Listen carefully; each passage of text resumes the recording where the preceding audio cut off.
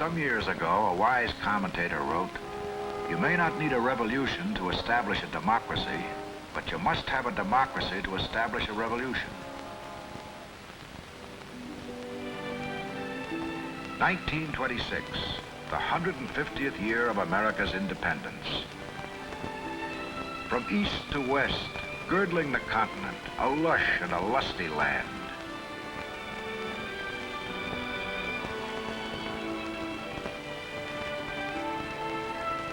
Yet even then, the signs were present. The ominous whispers. If you look beyond the fields, poverty, like a cancer, malignant.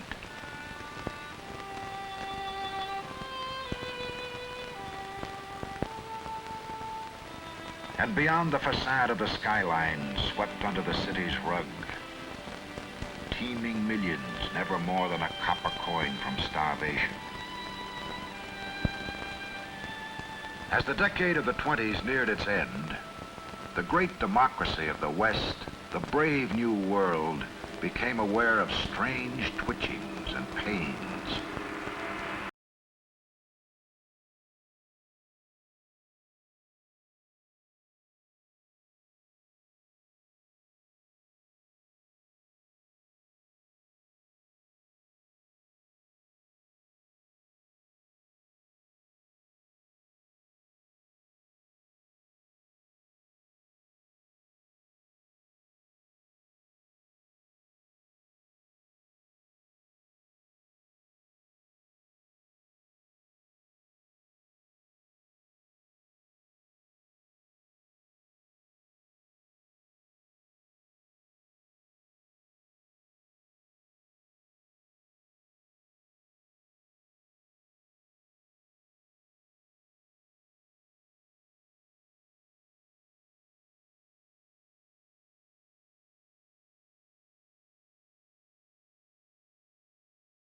In one convulsive week, $30 billion in stock value vanished.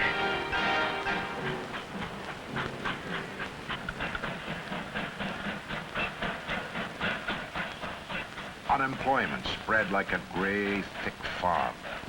For the winter of 1932, at least 12.5 million Americans were out of work. Once I built a railroad, made it run, made it race against time. Once I built a railroad, now it's done. Brother, can you spare a dime? Democracy shuddered. There was despair and disbelief.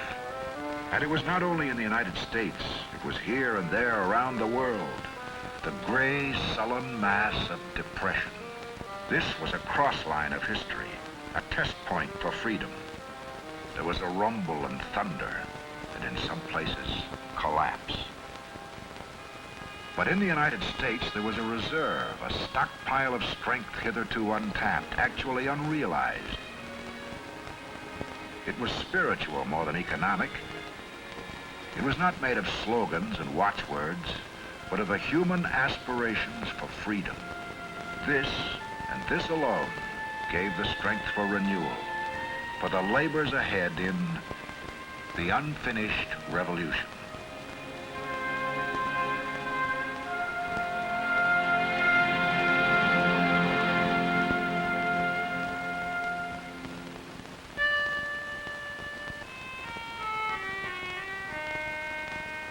In the 1930s, when the worldwide depression hit the United States, the fact that it was international, that no people were spared, meant very little to the man suddenly without work. If it seemed to hit harder here in the United States than elsewhere, it was because standards had been higher, prosperity greater, making the fall deeper, more precipitous, more savage, and crushing. And remember, just 30 years ago, 1932 was an election year in the United States, but it was more than election. A question was to be answered. Could democracy, could a people write its own destiny? Could they use the tools of freedom to reconstruct the house of freedom? Some thought not. No one was sure. Some said, some few said, This will be the last election. There will never be another. No one was sure. How could they be? Equal to the need for food was the need for faith. The governor of New York was Franklin D Roosevelt. People were attracted to his warm personality, his vitality, his courage. They liked the way he threw his head back when he laughed, the tilt of his cigarette, the way he said, "my friend." The Democratic Convention meeting in Chicago nominated FDR for president on the first ballot. Keynoting Roosevelt's campaign was his call for bold, persistent experimentation. He said, "It is common sense to take a method and try it. If it fails, admit it frankly and try another. But above all, try something. Try something." The people agreed. They said to FDR, "Try, try, try."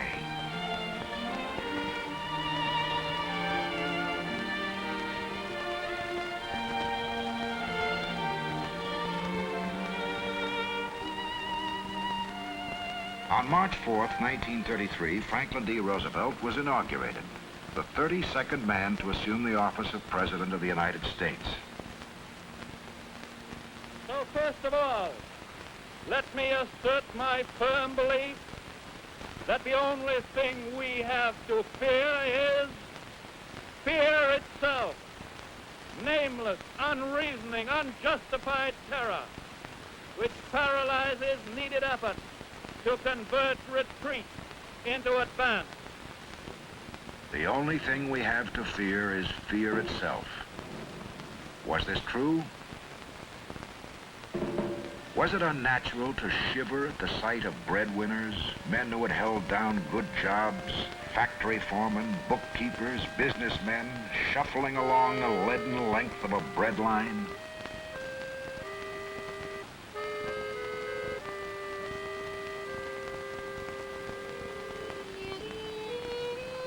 Half the active manpower of the United States drifting helplessly in search of work. Marriages off 22%. Birth rate down sharply. Suicide rate 40% higher than in 1929. Nothing to fear but fear itself?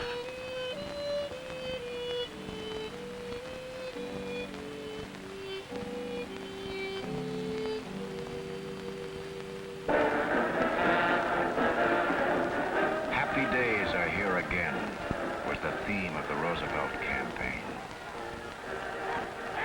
And now that FDR was president, somehow from within came the whisper, maybe it's true. Maybe it's true. 30 years ago, March 4th, 1933. What was the future? Would there be a future? The answer came in a drum roll of action.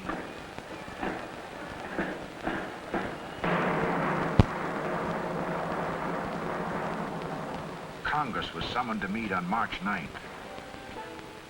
Congressmen and government experts worked around the clock to draft an emergency banking law to restore confidence in the banks, stop the hysteria, the nightmare of mass withdrawal of deposits. And when Congress convened, the legislation was introduced, passed, and signed into law by the president in just under 8 hours. Democracy had stepped on the gas. By the middle of June, 300,000 boys were off the streets and out in the open working with the Civilian Conservation Corps, the CCC, one of the many new government agencies Congress had set up to deal with problems of unemployment.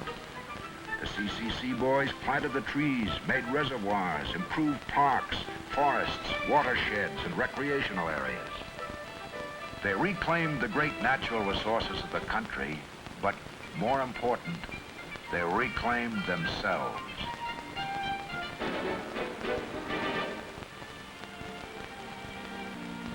I feel almost as if I owned that land. Someday when those trees I planted grow large, I'm going back to look at them.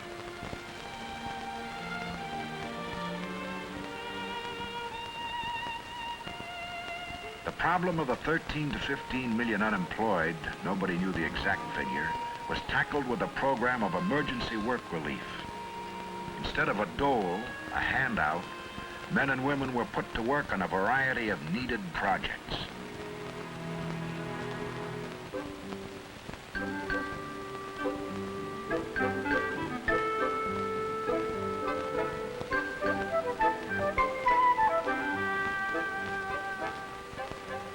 They built bridges, post offices, roads, and schools. It cost nearly $1 billion, but in less than a year, 4 million were back at work. What magic words, at work. Did we want to work? Listen, we had fist fights over shovels.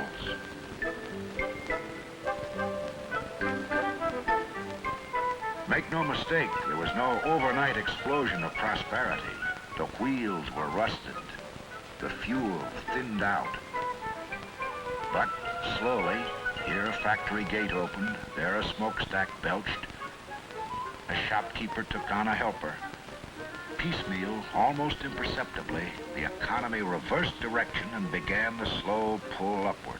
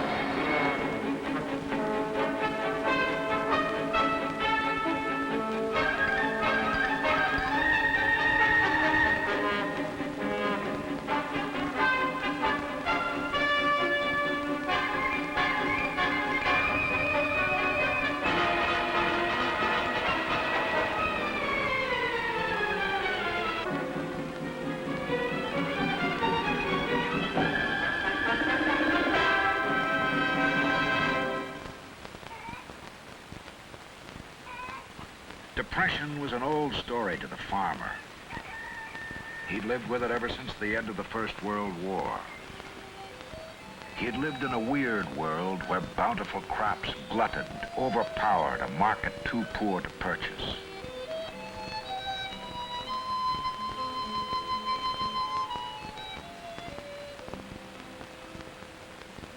Now the Agricultural Adjustment Administration, the AAA, was created to put new underpinning to the farm economy. Production was curtailed. The farmer was paid for crops he volunteered not to raise. And, gradually, farm prices rose. And if the farmer could not luxuriate, he could at least survive. And so, in the first few months of the recovery program, the objective was emergency relief. Quick, immediate relief to the hardest-hit victims of the Depression. But even then, the people were aware of a profound change in their democracy. A change born of changing times. The natural response of a free government to the challenge of the times. 70 years before, Abraham Lincoln had said, "The legitimate object of government is to do for a community of people whatever they need to have done but cannot do in their separate and individual capacities."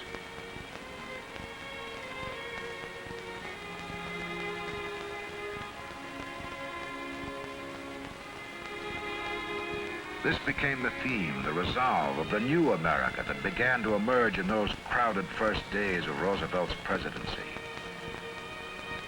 To do for the people that which they could not do or do so well for themselves. Nowhere did this concept of a partnership between the people and their government prove itself as here, in the Tennessee Valley.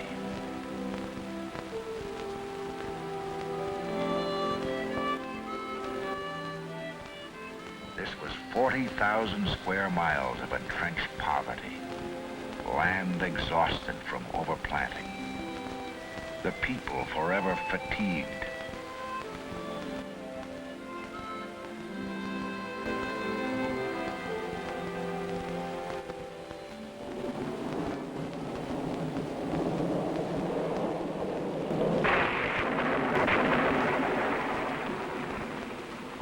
Each year, 52 inches of rain turned the river into a wild bull, flooding the land, leaching out whatever good remained in the soil.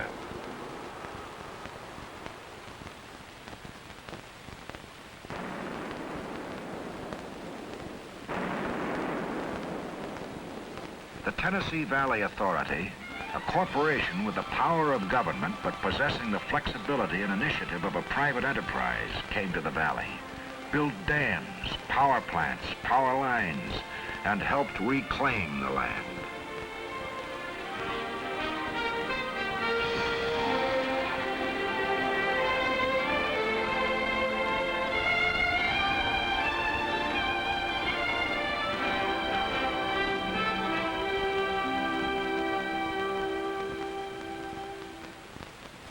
But then it was up to the people, the landlocked, weather-scarred stock of the Tennessee Valley. They listened as government experts carefully explained their purposes, their plans for soil conservation, flood control, power production, navigation. They listened, and they liked what they heard. And they agreed to cooperate, to supply the Tennessee Valley Authority with the richest of all resources, the energy, the affirmation of the people.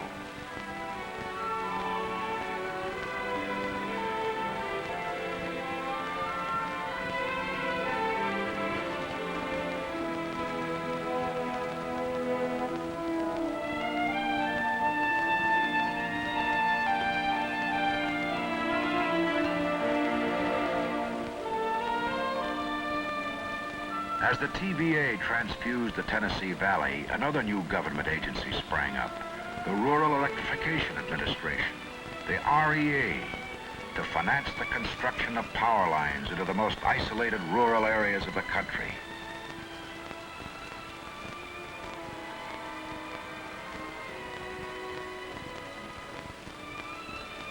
"30 years late, the farms of the United States moved into the 20th century.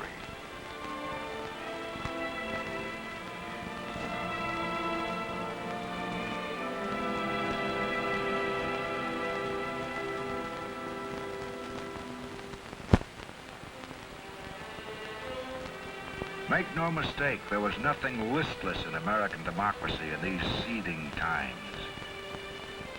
Each new venture was thoroughly debated. Those for, those against made themselves heard. No one would have wanted it otherwise. For this is the leaven, the yeast of freedom, the push and pull, the give and take, the yes and no of an open society. Opposition acted as a brake. It kept the planners alert and the experimenters cautious. As a result, the wrong, the ill-advised, the unworkable dropped for the wayside.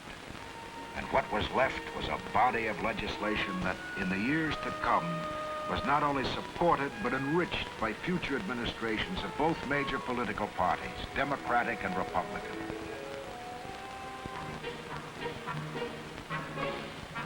Recovery had been the first order of business in the 1930s. The farmer was given a feeling of security. New laws granted him short-term loans to finance his day-by-day operation, long-term credit to refinance his mortgages at a low interest rate, and subsidies for removing low-yield land from production. No one expected the 12 million plus out of work to march back on a payroll overnight. But quickly on the heels of the emergency program, a far more comprehensive public works program was begun.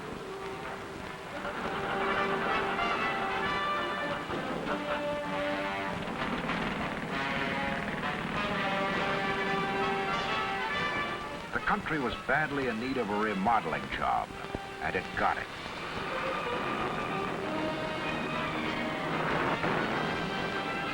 In 1933, America was living in a house that lived on borrowed time. In June of that year, the Homeowners Loan Corporation was created to remove the threat of foreclosure. A year later, the federal government granted loans for home modernization and construction, supported and encouraged the construction of low-unit cost housing projects. These were recovery measures to re-nourish the economy, soak up the unemployed, stabilize and encourage private enterprise.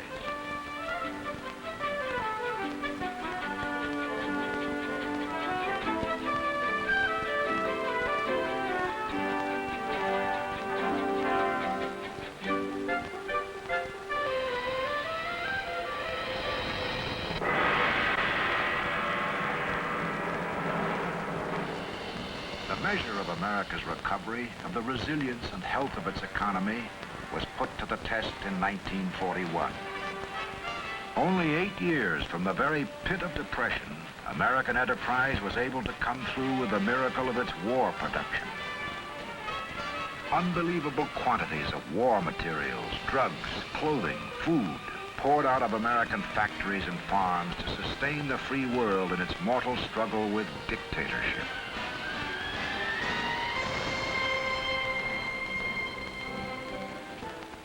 And after the war, consonant with its acknowledged responsibilities to the world community, American production via the Marshall Plan, Point 4, Foreign Aid, did what needed doing to rebuild, sustain, and secure free societies on every continent of the globe.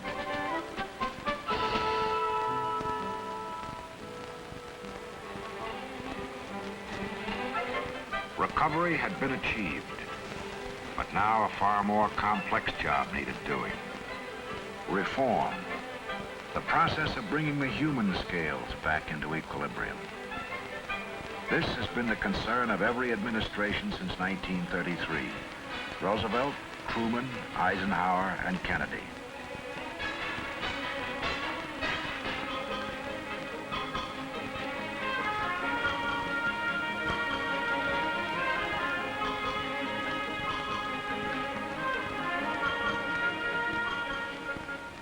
This process of sustentation was broadened to cover labor reforms, equal job opportunities, civil rights, old age benefits, Social Security, including medical research, medical care, education, each and every avenue of human welfare.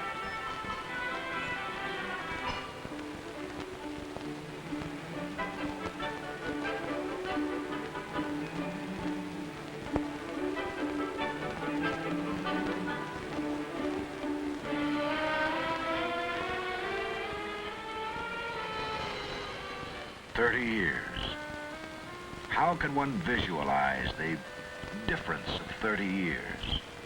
By statistics? By reciting numbers? I think not. The way to know the difference is to recall the lined, the weary, the worn-out face of the United States 30 years ago, and then to see it now.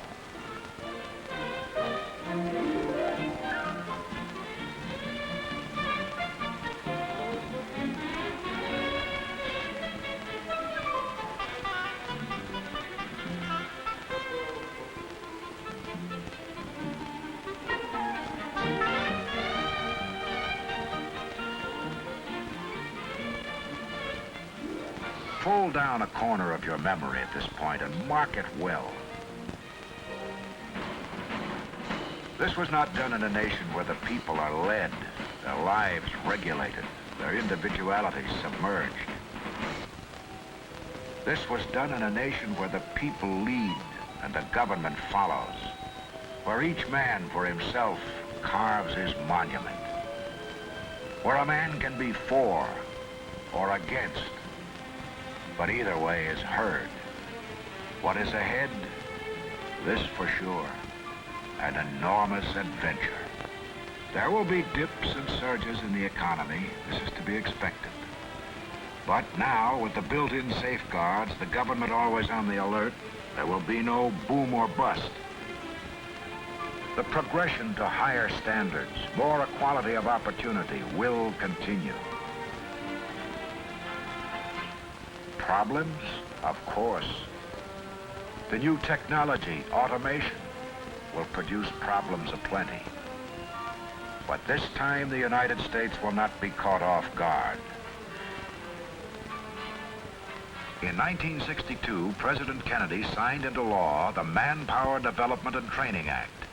This look-ahead legislation establishes a program of re-education, retraining of workers today for the new skills they will need tomorrow. So far, we have come from the hands-off attitude of 30 years ago.